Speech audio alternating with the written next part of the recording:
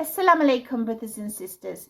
Today I want to talk to our younger brothers and sisters about a very important topic, which is the importance of finding good friends. Now, you have heard that bad friends can drag us down and maybe drown us, whereas good friends will lift us up and guide us to the right way. So it's really important to find such good friendships, and usually we find these friendships in our youth.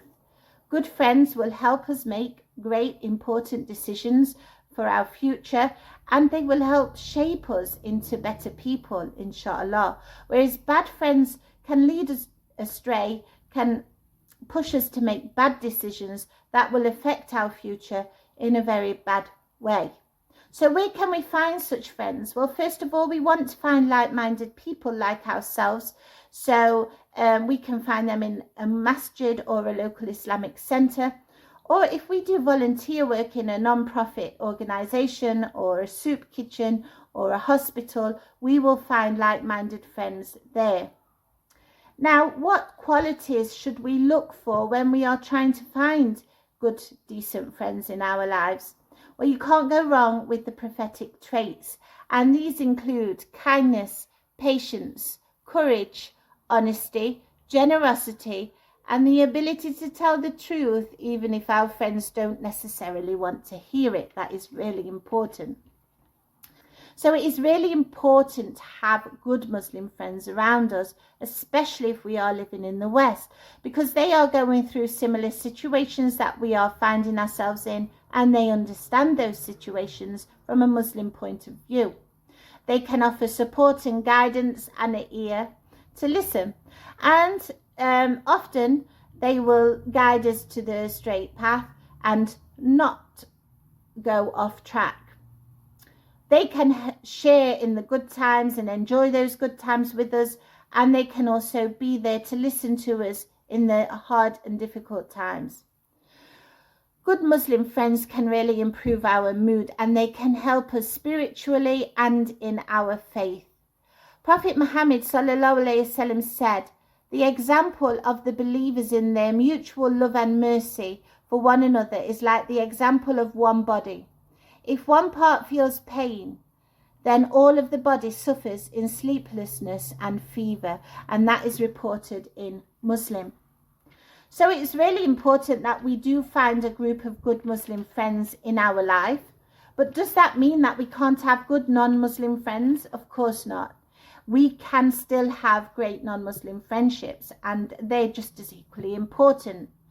As long as they are not trying to lead us from our religion, and as long as the friends are not disrespecting us or disrespecting our faith, then we can stay friends with non-Muslims. There are a lot of Muslims who don't practice their religion, who do make fun of you and who do try to bring you down.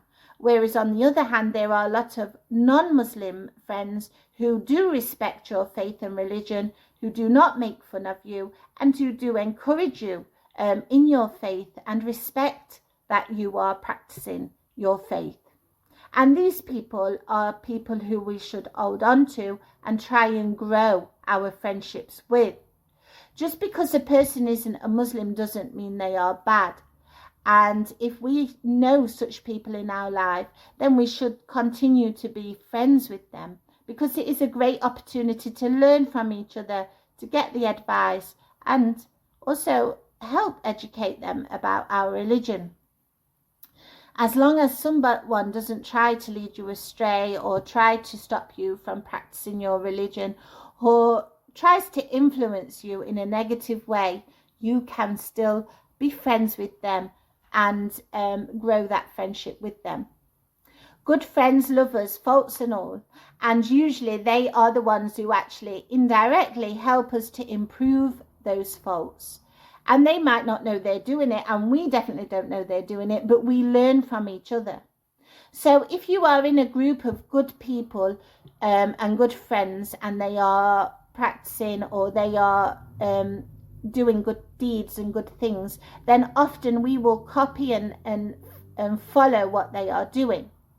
If we are in a group of bad people who are doing bad things that we shouldn't be doing, or who are disrespectful or just don't have good character, then again we will tend to follow what they are doing. So it is always better to be surrounded by good people so that we can improve ourselves. Having a good friend or a friend circle doesn't mean that you have lots and lots of friends, because being popular doesn't make you a good friend.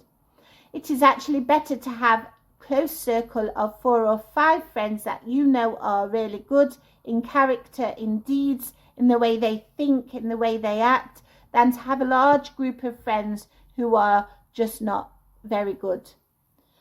Popularity, again, doesn't mean being a good friend. So we have to differentiate between those things and keep those who are good close to us. Good friends are hard to find, and when we do find them, they are worth their weight in gold. So we have to hold on to those friendships and grow. There is a wise old saying, tell me who your friends are and I will tell you who you are. And that is really, really true. We want people to see that we are a good person. And if we're surrounded by good friends, that will be easily reflected. Remember, none of you truly believes until he wishes for his brother what he wishes for himself. And that is reported in Al-Bukhari.